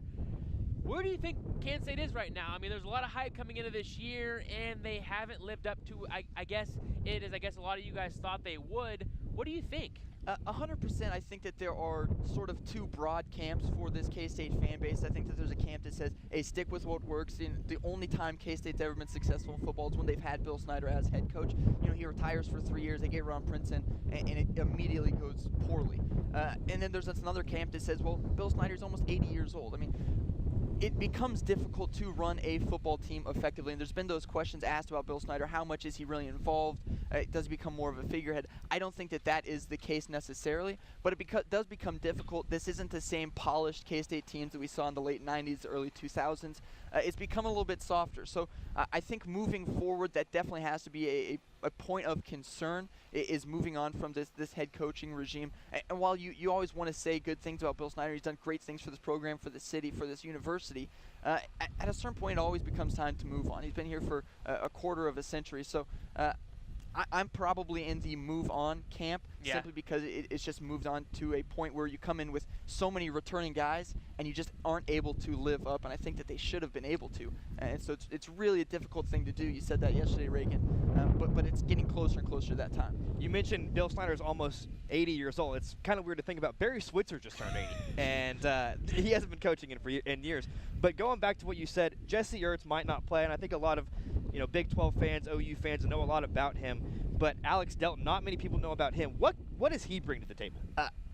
Mainly a running quarterback. I think in the early part of the season, you'd bring Alex Delton in obvious running situations. Of course, K-State loves that quarterback read option. How many times am I going to say that today? But Alex Delton is not as polished as a Jesse Ertz there, but where he's really not as polished as Jesse Ertz is in the passing game. I saw last week against TCU, they had a lot of set passing plays where there's one wide out. I mean, there's even an obvious pick play where they got called for an illegal block down the field before the ball was thrown. And so K-State, if Alex Delton does play, I would assume that he would, is really going to see in the passing game some very scripted stuff, and it's going to be difficult for the K-State to move the ball, I think, because it has to be so scripted in the passing game. Reagan and I's, key to this game, I think we talked about it yesterday on our newscast, is getting pressure on the quarterback, whether that is Jesse Ertz or Alex Delton. Is that going to be an issue, do you think? Because you kind of talked about Kansas State's offensive line is experienced. Do you see OU being able to get into the backfield? I think they do, unfortunately, because of the way that K-State's line has played in recent weeks. Now they could surprise me and really play a lot better, but I saw Dalton Reiser's not 100%. He hasn't been for a little while. He's missed some time in the previous games. He looked sort of poor against TCU. I would hope that would improve. Hopefully he's healthy, gets another week to improve. But the offensive line has not performed up to snuff, I think, that we kind of assumed that they would. So it could be certainly a difficult day for whoever's back there for the Cats. Are there some guys that Sooner fans should watch for, some guys that on K-State's team that are kind of some playmakers that maybe a lot of people don't know about? I think if you look at the playmakers for the Wildcats, you come into the season and talk about Jesse Ertz, Alex Barnes, Byron Pringle. Those are the big three: quarterback, wideout, running back. The couple guys that you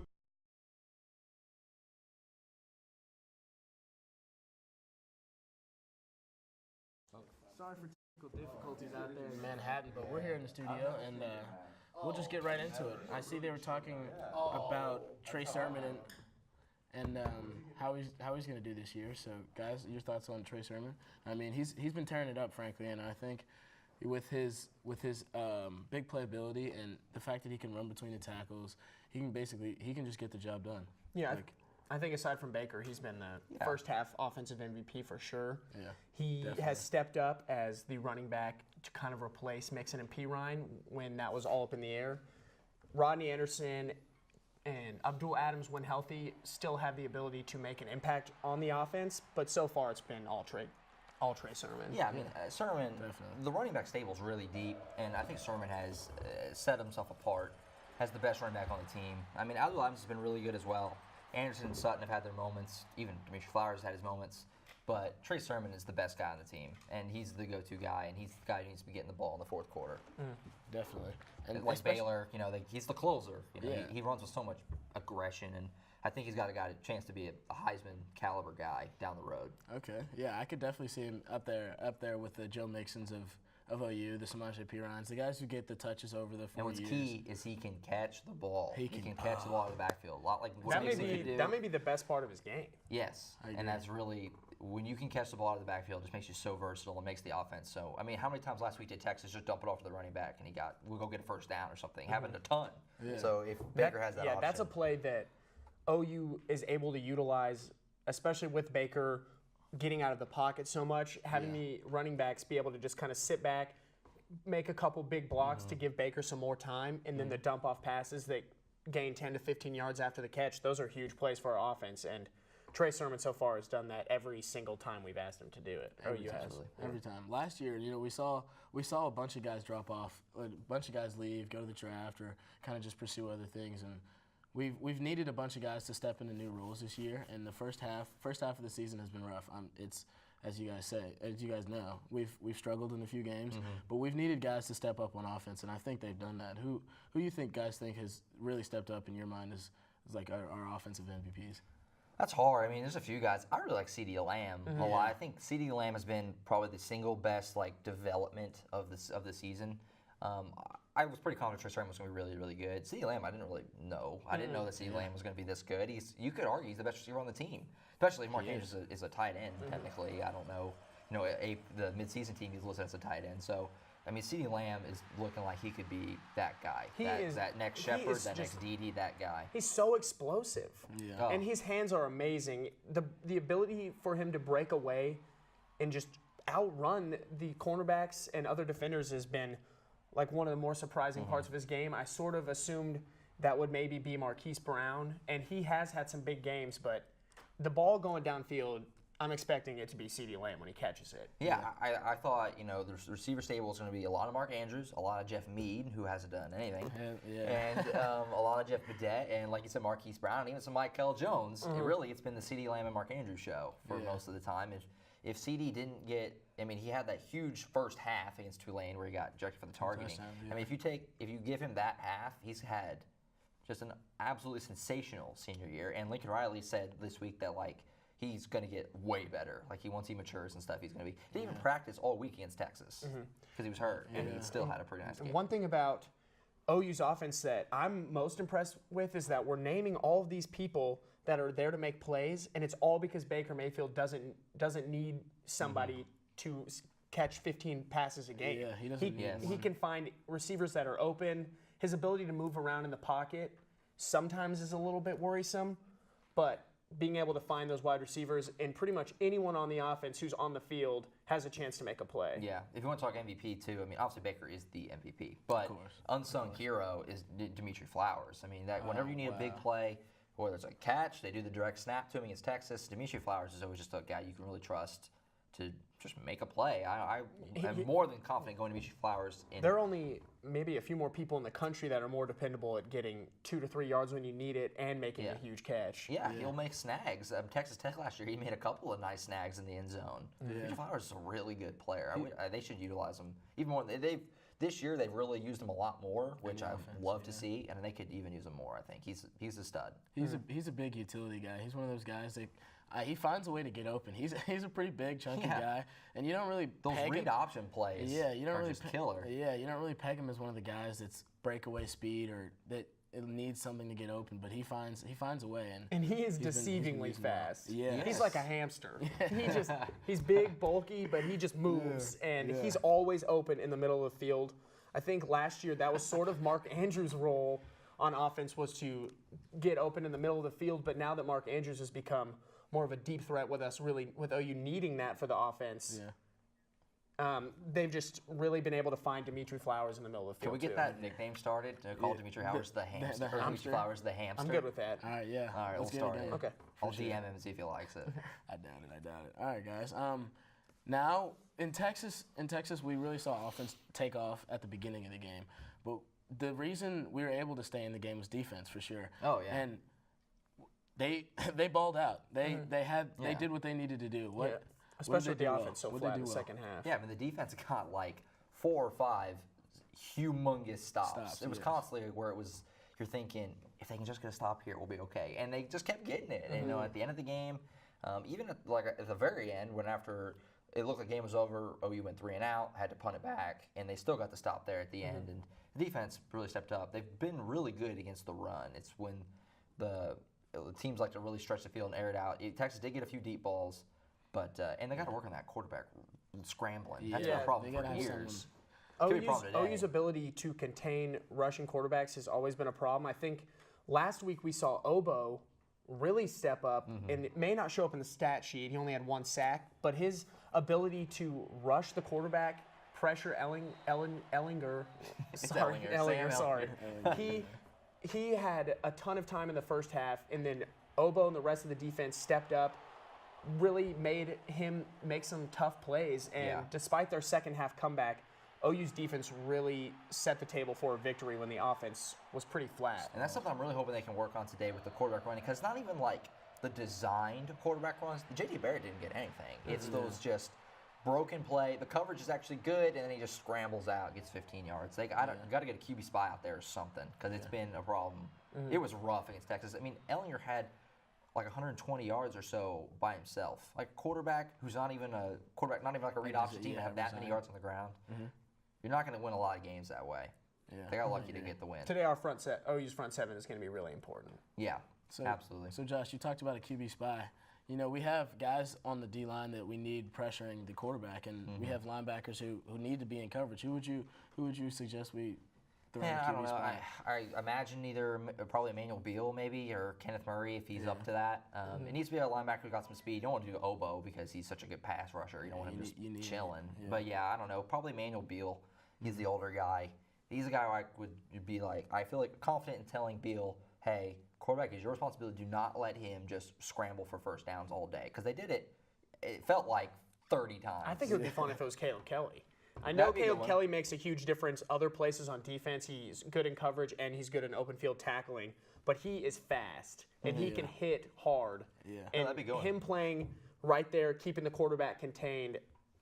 And if Jesse Ertz is playing or Alex Delton is playing for Kansas State today, that quarterback is going to run the ball. Yeah, and even somebody's more so going to probably have if to it's tackle. Delton. Yeah, because I mean, if it's Delton, they're gonna do a lot of. He's gonna scramble a lot. He's not gonna be. He's gonna be very first option's not there. I'm taking off. A young guy like that hasn't started a lot, if at all. And then a lot of just designed run plays because they don't really trust him to air it out. He's only 11 for 29 career. So, it's going to be up to the linebackers in the front seven to step up and have a good day today. And the secondary is going to have to tackle, especially the open field. Yes, because tackle, please. the running game for Kansas State is going to develop at some point. They are going to make runs that get past the front seven into the secondary, and it's important for our secondary to make big hits, to not let those plays turn into touchdowns, 40, 50-yard runs. OU needs to keep it in front of the secondary and slow Kansas State offensive down. Yeah, absolutely. The I think secondary, tackling on the whole needs to be better. The secondary especially, even the guys who I think have played really well, like Parnell Motley, have just kind of just throw their body at guys. They need to wrap them up. There was a couple times where it was some hideous tackling against Texas. They really break 3 or 4 and get around the edge and get a first down they shouldn't have got. So that's going to be big. You can't do that, especially against teams like Kansas State like to run the ball a lot. I agree. They really make us pay for it in the situation if we end up not being able to wrap up well, and like you said, we just throw bodies at each other, and we don't really wrap up and gator roll. I agree. Absolutely. We talk about Obo and how well he is off the pass rush. That guy's been on another level this year, and he's really rising his draft stock. He's proven to be one of our go-to pass rushers, the guy we need in crucial third downs when they have a long third down and get some pressure on the quarterback. What do you guys think about Obo this year? I love Obo. It's all positive. Yeah, All I mean, positive. he's been the man. He gets the sacks, the big play, whether it's Baylor getting the big game-winning strip sack there. He's been just the man all year. He's the guy who I feel like whenever we really need a stop or a turnover or something, I'm always looking at Obo. I'm looking at get back there, get that sack. Because, I mean, even just one sack can absolutely just kill a drive. I mean, all of a sudden you're looking at 1st and 10, you go to 2nd and 20 or something. A sack is huge. That's such a huge momentum shift. And, DJ Ward got in there a few times. Obo has been the defensive MVP. We did offensive MVP. If you're going to do defensive MVP, it's Obo. Yeah, like I said, it may not show up on the stat sheet as much because they only write down stats and tackles for loss. But pressuring the quarterback, making the quarterback throw when the quarterback isn't ready is a huge part of the defense, Elliott too. had a lot of throwaways last week. Yeah, I think that's a huge part of Obo's game is because he's so fast around the offensive tackles. If he's not sacking them, he's at least forcing the quarterbacks to make decisions quicker than they anticipated to make. And that could be one of the reasons that teams' quarterbacks are able to run a lot better against OU's defense because it's constant going after the quarterback. So if they can find a happy medium between blasting the quarterback through the line, trying to take him down, and keeping it contained, it'll be a big day for Sooners defense. Absolutely. I agree. And the second half of the game is always crucial. I feel like we always need to step up in the second half of the game. Like you said earlier, our play kind of deteriorates as the game goes on, and it's kind of disappointing to see. We'd like to see the energy in the first half that's shown to carry on to the second half, and I feel like it hasn't, guys, at all. I'd like to see both sides of OU play well for a full game. That'd be crazy. How about that? That's a concept. No, I mean, the only game where they didn't play.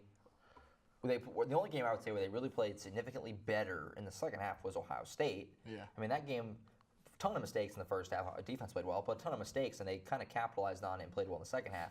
Every other game, second half, has been a fall off. Like I said earlier, especially for the offense. Yes, the hot starts where it just seems like, oh my gosh, it's just knife through butter. Yeah. Like it's just so they're going right down the field. I mean, both Baylor and Ohio State and Texas, after the first quarter, first 10 minutes or so, you thought this is going to be ugly. Every single time, and every single time it was not ugly. Even one time was a loss. So they got to work on that for sure. I don't know if it's just the other team making adjustments or what the deal is. I don't even really have an answer for it because they make it look so easy those first couple drives, and then it just hit a wall. It's crazy. Yeah. I've never seen anything like it. Yeah. Those adjustments that OU hits always derail our game plan, and we always need to just stay on our game plan and not kind of to adjust too much, and I feel like we always try to adjust too much in game, or OU tries to, Yeah, I don't know if it's, they get a lead and they get a little comfortable or what the deal is. I mean, this was last season against TCU. They had a huge lead and they kind of got more conservative, and TCU got back in that game last year. And I don't know if that's been the problem. It's been so early, you wouldn't think that would be an issue. I mean, 14-0, you shouldn't be in the first quarter. You shouldn't be sitting on the ball, but I don't know. Yeah, and you talked about TCU last year. TCU this year is going to be a game. We still have a slate ahead of us. Oh, absolutely, a huge slate. Yeah, and these next games could boost us into boost OU into the national championship if need be, and definitely these games are coming up are crucial. Yeah, there's no denying that the TCU, the OSU game, the West Virginia game, in OU. Tons of huge ones. Yeah, those games are not only important for the rest of the nation to see OU play, to see how they're playing, but those games are big for OU. Those games are big for OU confidence-wise. They're games that the whole nation will see OU play, and they'll be able to make a huge statement in some of those games, especially if they're wins, big wins. TCU is going to be a higher-ranked team than OU when we play them. Most likely, unless TCU stumbles before then. I mean, that Ohio State win bought this team a mulligan as far as making the college football playoff. They just burned it in a really bad spot at home against Iowa State. But there's so many big games left on the schedule that this team, it's all out in front of them. They still control their own destiny completely. The only way I thought maybe they wouldn't is if the Pac-12 champ was undefeated. Well, that's already out the window. Washington State both lost last week. So, they have so many big games left. Like you mentioned, Bedlam today is a big one, I would say. Texas Tech comes in here. TCU comes in here. West Virginia. I mean, there's tons, and there's tons of time. And, if they play well, they take care of their business, they'll be okay. They'll be there at the end. I agree. It's hard to argue with them against any other team with their resume and an Ohio State win. That's the big thing, is how well they played in Columbus. That Ohio State win definitely helps. Especially if Ohio State continues to play well and they win the Big Ten, say, and that's going to just make that win look even better. Okay, yeah, I agree. And I feel like when TCU, big game, Texas Tech at home, night game, I'm excited for that game. That game's going to be a game that OU needs to win, of course, as the rest of the season goes. Yeah. Not the usual. Even from the Big 12, because, that Iowa State loss was a Big 12 game, so they're kind of in a little bit of a tough spot there. They need to keep winning to be in the Big 12 title game at the end. Okay, yeah, definitely. We're gonna go to break, but when we come back, we'll be talking about the call-outs, the final score, and the final word, stuff we do every week. We'll see you when you get back.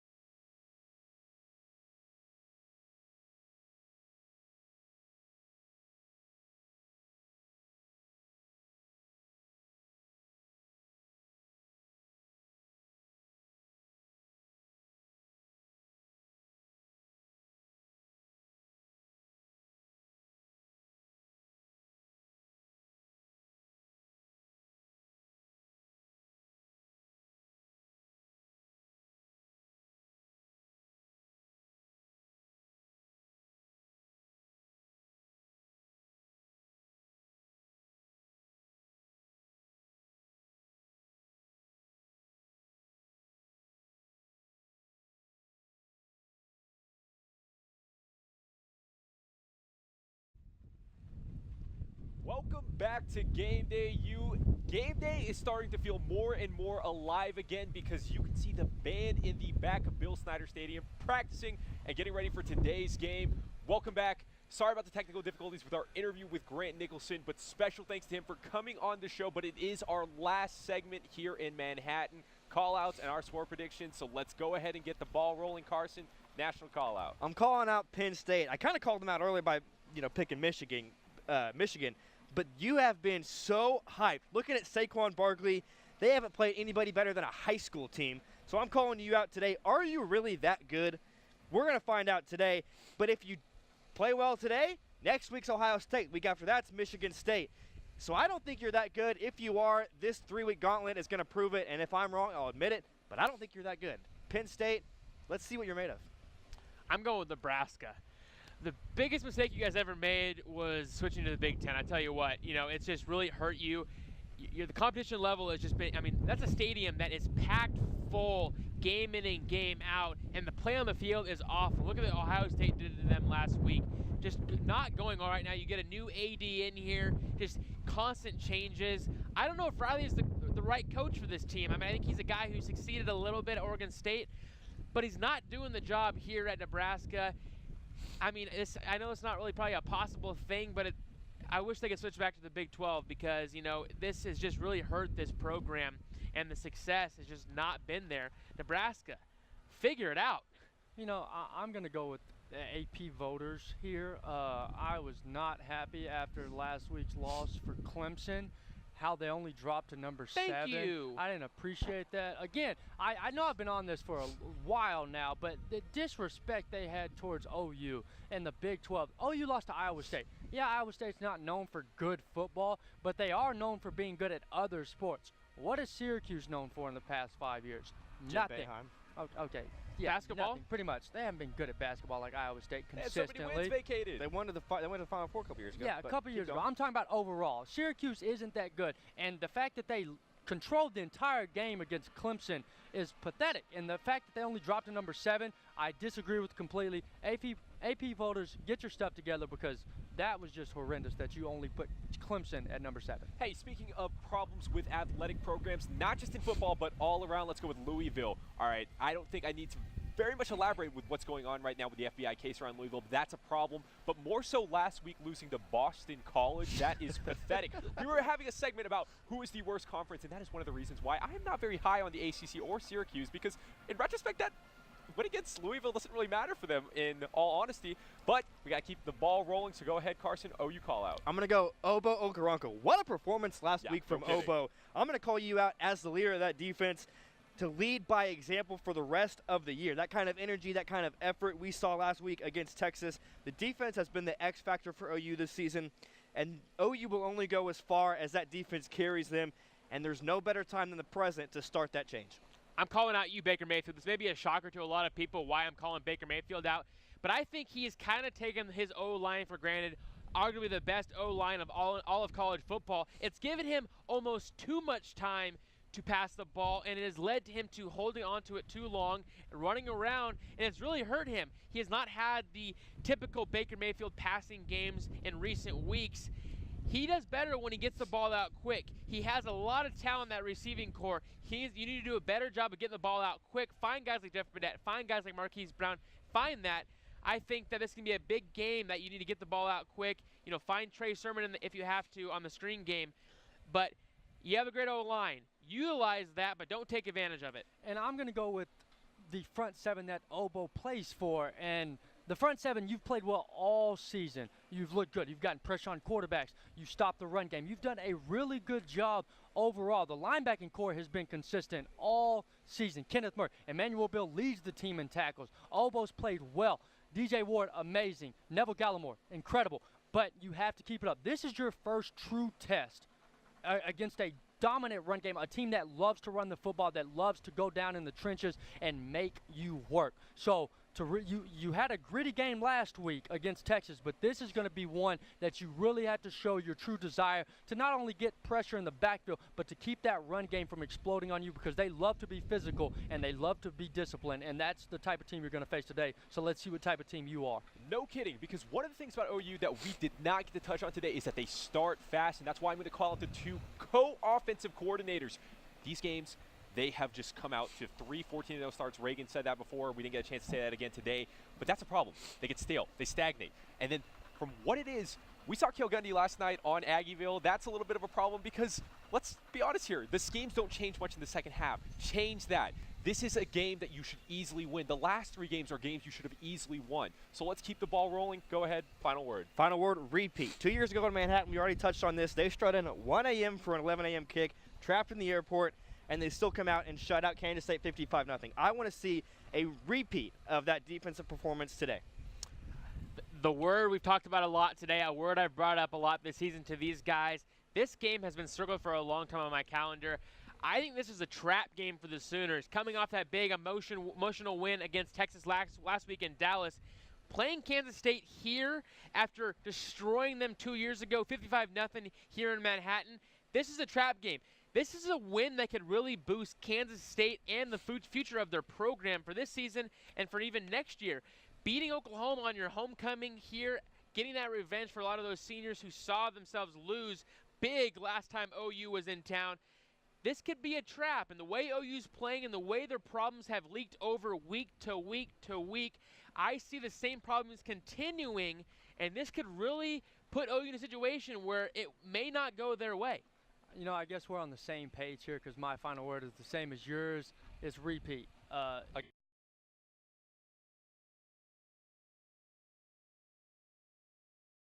We're sorry for having technical difficulties out there in Manhattan, but we'll pick up right here where we left off. Josh, start us off with the your national call-out. Alrighty, my national call-out, Texas. I'm a little nervous calling out Texas because Reagan called him out, and he's not had a good track record with upsets. But I think Texas is going to beat Oklahoma State today. This is their time. I mean, Tom Herman has got Texas moving in the right direction.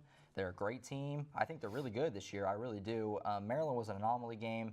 I like Texas. I think they got a good defense. I like Sam Ehlinger. They got some good playmakers on that team. This is a big moment. You have OSU coming into your stadium. It is go time right now for Texas. This is a huge game. I think Texas wins today, and I'm calling them out to do it. And this could be the start of Texas really getting back to being Texas, hopefully. Yeah, I think I'm going to go for my national call-out with the Miami Hurricanes today taking on Syracuse. Miami has not looked very good the last couple wins. They barely beat Florida State. They barely beat Georgia Tech.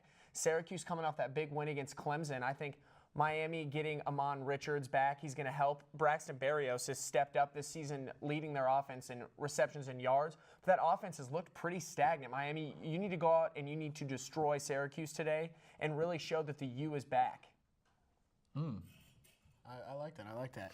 And The confidence. Seriously. Back. And my national call out goes exactly opposite of what he was just talking about. Eric Dungy, you're the quarterback at Syracuse. You had a big win against Clemson. You threw 270 yards, 3 touchdowns. You really stuck it to Clemson, and now you face Miami. They're a decreasing team, I believe, that is on the downhill, and I'm excited to see you play. Ball out tonight. There's going to be some competition right here. Yeah. It could be, one of you guys is going to look great. The other one's going to look kind of silly. Yeah, I'm hoping it's not me. You call out? I'm calling out Austin Seibert. Seibert has been, he's caught a lot of heat this year, and he did last year too. I think it's a bad rap. He's a better player than people say. He's a great punter. He kicks it out the back of the end zone every time on kickoffs. He's 5 of 7 on field goals this year, and one of them wasn't even his fault. It was a terrible snap. He went 3 for 3 against Texas. This is going to be kind of a, not low scoring for Big 12 standards. I think it's going to be like, 30s or 20s. It's going to come down to probably some field goals, and I really hope Seibert has a good day, and I think he does. I think Seibert's a better kicker than he gets made out to be, and I think he has a good day today. 2 or 3 more field goals just like Texas. Yeah, he had a huge game last week, so. Yeah, and the punt. I think we've seen him play well, and I think he'll keep it up. He came up huge on some key punts, too, when they were backed up in the end zone, booted it like inside Texas 30. Mm-hmm. He's a good kicker, punter. He's better than, he's good. All right, for my OU call, I'm going to go with Heisman frontrunner Baker Mayfield. I know that Baker is the best player on this team, and he's shown it this season. I just want to see Baker play well for a full game this week against Kansas State, against Baylor, against Texas. The offense led by him was pretty stagnant, and they had to make the defense play better to take back OU's chances to win those games. And today against Kansas State, Baker Mayfield's going to have to ball out. Kansas State's going to move the ball. They're going to slow it down, so OU's probably going to have less reps on offense, but Baker's Heisman race has to keep building up with a win today. I agree. And my OU call-out is Trey Sermon. Trey Sermon, I think I think you've established yourself as our premier running back. You've averaged 111 yards in the last 3 games. You've really taken off, and I want to see you take off. I want to see you get 150 yards on the ground, 2 touchdowns, and a few receptions. I'm looking for a big game today for sure. And guys, once you get back, we'll have our final word, our final score, and all that good stuff when we get back. Stay tuned.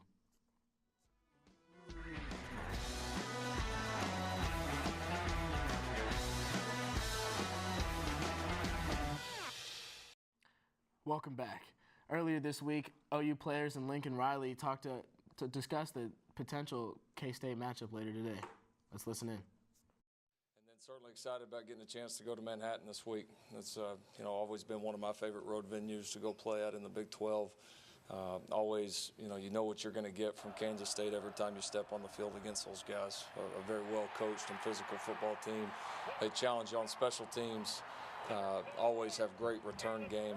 That's something that's going to be very big for us in an area that we haven't been good enough yet. I think it's mentality for us, going in and wanting to play in somebody else's house and silence that crowd. I think it's that feeling of being, your back's against the wall and you don't have anybody else but the team in that locker room. So I think it's a mindset of when we travel. It's just what we have in that locker room is all we have, and that's it. That's all we need, quite frankly. Well, they have a lot of offense. They can do a lot of different things. Obviously, the quarterback run game's a big part of what they do, but they also have great receivers and a good offensive line, good backs. So they're very complete. I think that all starts with our preparation. You gotta change your mentality week by week. It's a week like Kansas State where you gotta be ready to put your body on the line and be ready to be physical and tackle all week, and then you gotta go right back to Texas Tech where you're thinking empty personnel and stuff like that. So I think it's just a mentality change week by week and just being able to adjust to who we play. You ready? Guys, Baker Mayfield hasn't lost a true road game in his career at OU. Do you think that'll change at all today? No. I don't. I mean, Baker. Baker's one of those guys who really likes to play on the road because he likes to silence the crowd. He's a trash talker guy, and he likes to be on the road. And it really is insanely impressive. It's one of those stats that I don't think a lot of people even realize. He has not lost a road game since he came to OU. That's unreal. Yeah, OU's going in with 13 straight true road game wins. And it's not like they don't play anybody. No, they went to Columbus, they went to Knoxville, they've been to Morgantown, they've been to Stillwater, like Fort Worth.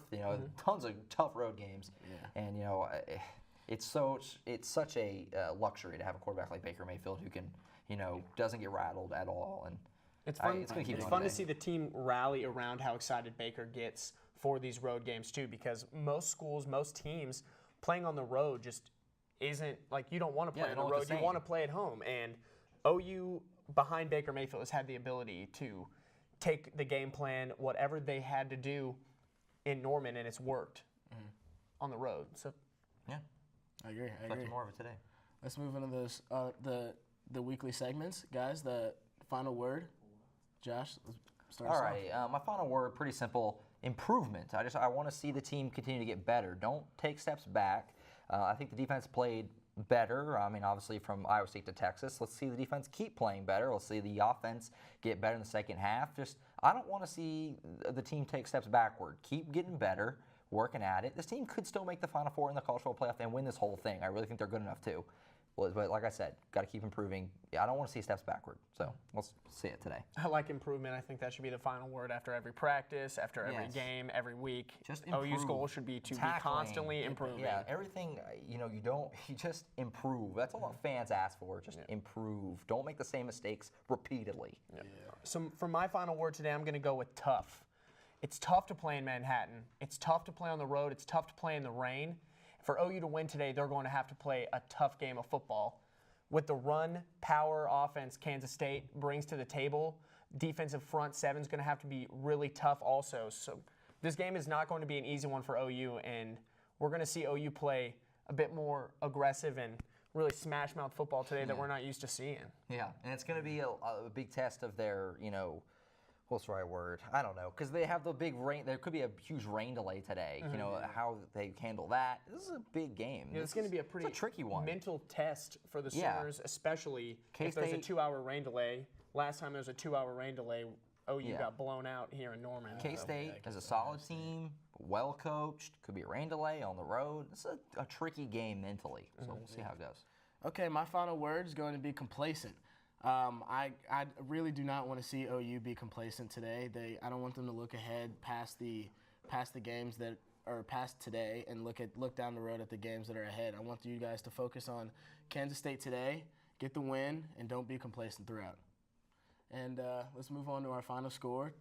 This game we need to win, of course. Kansas State. What are you guys' final scores, Josh? I got Oklahoma 34, Kansas State 24. I think it's kind of a slugfest type of game, kind of like last week. Look for Jesse Ertz or Alex Delton, whoever starts, same thing, running the ball. I think that's going to be huge. They got to limit that quarterback scramble. That killed them a lot last week, so look for that. That's the big key today. If Oklahoma's going to win this game, it's going to be because the running back didn't scramble all game long. I think it's going to be a close game, just like you think. I think my final score for today is going to be OU 37-28. It's going to be a brawl. They're going to have to work really hard. But one thing I want to watch for today is our passing game in the second half. Baker Mayfield looks to make a lot more plays using his feet, get out of the pocket. Today I want to see the offense hone in and Baker find ways to repeat a first-half success that he does every week. Yeah, I agree. And I'll be the outlier here. I'm going to go for 45-10. I think, it's bold. I know. I think OU is kind of upset with the way their season's been so far up to date, and I think they're really going to stick it to Kansas State so far. And thank you for tuning in to thank you for tuning in to Gameday U at the College of Gaylord Communication, Journalism and Mass Communications. I think we had a good time today. I hope you guys tune in next week as we take on Texas Tech. Yep.